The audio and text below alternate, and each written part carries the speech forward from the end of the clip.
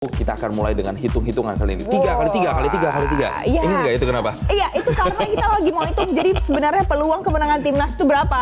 Dan ternyata sampai lebih dari 40% nggak sih? Iya, 41,7%. Hitungannya dari Prof Stella ya? Nah, dari Prof Stella. Jadi gini, pemirsa. Nah, karena jelang laga melawan Cina nanti, Wakil Menteri Pendidikan Tinggi, Sains dan Teknologi Stella Christy memberikan analisis menarik. Ini soal peluang timnas Garuda lolos ke Piala Dunia 2026.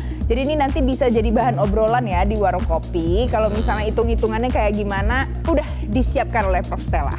Saya pikir Prof Stella tuh mau ngitung statistik apa gitu, tapi ternyata peluang timnas ya. Dan Prof Stella ini menyebut bahwa peluang atau probabilitas timnas Indonesia lolos ke Piala Dunia 2026 ini mencapai 41,7%. Dan persentase tersebut merupakan hasil perhitungan dengan mempertimbangkan kemenangan atau kekalahan timnas nantinya menghadapi Cina serta hasil laga yang lainnya.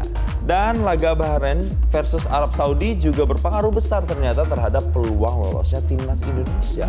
Gitu. Nah, tapi kalau yang Anda saksikan saat ini adalah para pemain timnas Indonesia yang sedang latihan karena mereka tidak ingin kecolongan nanti pada saat menjamu Cina di laga lanjutan kualifikasi Piala Dunia 2026 zona Asia hari Kamis malam nanti. Nah, latihan persiapan terakhir ini atau official training di Stadion Utama Gelora Bung Karno Jakarta dilakukan hari Rabu malam. Timnas Indonesia fokus 100% pemirsa untuk memastikan 3 poin penuh nanti bisa diperoleh dari Cina. Dan sudah ada evaluasi juga bagaimana selama ini permainannya. Dan ini adalah pertemuan pertama melawan Cina pada Oktober 2024 lalu. Nanti akan tampil lebih maksimal dengan memantapkan strategi dan juga menguatkan kekompakan. Saya mau ajak Anda untuk kita langsung saja yuk kita simak apa sih sebenarnya penjelasan dari Wamendikti Saintek Stella Christy. Kita simak. Kita akan lawan Tiongkok, pasti semuanya bertanya-tanya seberapa penting game Indonesia Tiongkok. Sangat-sangat penting. Kalau bisa kita menang, tapi kalau seri ya masih oke. Tapi jangan sampai kita kalah. Kenapa? Ayo kita lihat angkanya. Kalau kita menang, peluang kita lolos ke Pildun 50,6%. Kalau kita seri 41,8%. Tapi kalau kita kalah, peluang kita turun drastis hanya jadi 10,4%. Jadi amit-amit jangan sampai kalah. Atau menang atau seri. Akan ada juga game yang sangat penting. Tapi itu bukan game kita. Bukan Indonesia-Jepang. Ternyata kalau kita lihat hitung-hitungannya, pertandingan Bahrain, Saudi itu bahkan lebih mempengaruhi peluang kita lolos ke Pildun daripada pertandingan kita sendiri lawan Jepang di Osaka tanggal 10. Kalau Bahrain menang, peluang Indonesia lolos ya. Kalau Bahrain menang, peluang Indonesia lolos itu hanya 33,7%. Jadi menurun dari peluang kita yang sekarang 41,7%. Kalau seri, peluang kita menang 40,9%. Kalau Saudi menang, peluang kita lolos ke Pildun adalah 44,5%. Jadi semuanya harus nonton Bahrain Saudi dan kali ini demi timnas kita harus doain supaya Saudi menang. Jadi gitu pemirsa cara hitung-hitungannya. Nah, nanti kita akan saksikan bagaimana nanti laganya hari ini. Mudah-mudahan menang atau setidaknya seri lah ya. Kita akan beralih nih Jason. Kalau ini jangan sampai terulang lagi. Jadi ada seorang ASN di Gorontalo ditodong dengan senjata api oleh orang tidak dikenal. Ini adalah aksi koboi dan terjadi di salah satu ruangan kantor Dinas Sosial Kabupaten Gorontalo. Iya, ini dalam rekaman yang beredar di media sosial dan viral pemirsa, nampak korban bernama Zainuddin Hutoti yang merupakan ASN dan menjabat sebagai Kasubag Keuangan di Dinas Sosial Gorontalo terduduk karena diancam menggunakan senjata api ternyata oleh pelaku.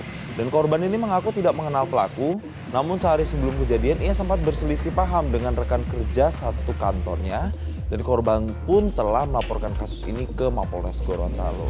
Jadi ini sebenarnya ada indikasi sakit hati karena sebelumnya ini ada percekcokan begitu dengan rekan kantornya. Tapi untuk keterangan selanjutnya yang bisa mengonfirmasi soal kejadian ini kita akan sama-sama melihat atau menyimak keterangan dari Zainuddin Hutoti. Saya itu biarpun saya dalam keadaan ini, saya mau berusaha jangan sampai ini pistol ini bukan mau mengarah saya ke muka. Begitu. Baru saya juga mau berpikir, oh bagaimana caranya mbak nampas? Tidak ada. Begitu. Jadi pasrah.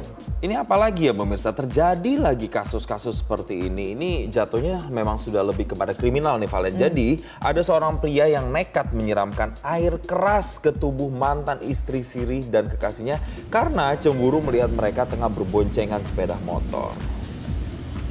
Oke, jadi begini pemirsa, jadi peristiwa penyiraman air keras ini terjadi pada saat korban melintas di Jalan Garuda, Kebayoran, Jakarta Pusat, di Jakarta ya.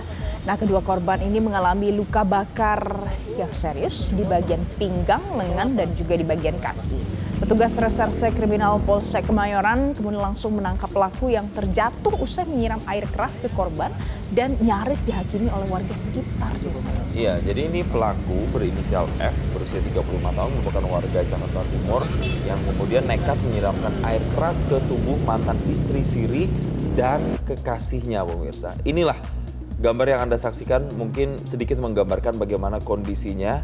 Ada beberapa bagian tubuh memang yang mengalami dampak setelah disiram air keras, mulai dari tangan, itu bahkan sampai dengan kaki begitu pemirsa ya. Dan kita akan sama-sama mendengarkan keterangan yang akan disampaikan oleh Ibtu Budi Setiadi yang menyatakan bahwa saat ini memang masih dalam proses penyelidikan terkait dengan apa sebenarnya yang menjadi motif dan bagaimana kronologi persisnya.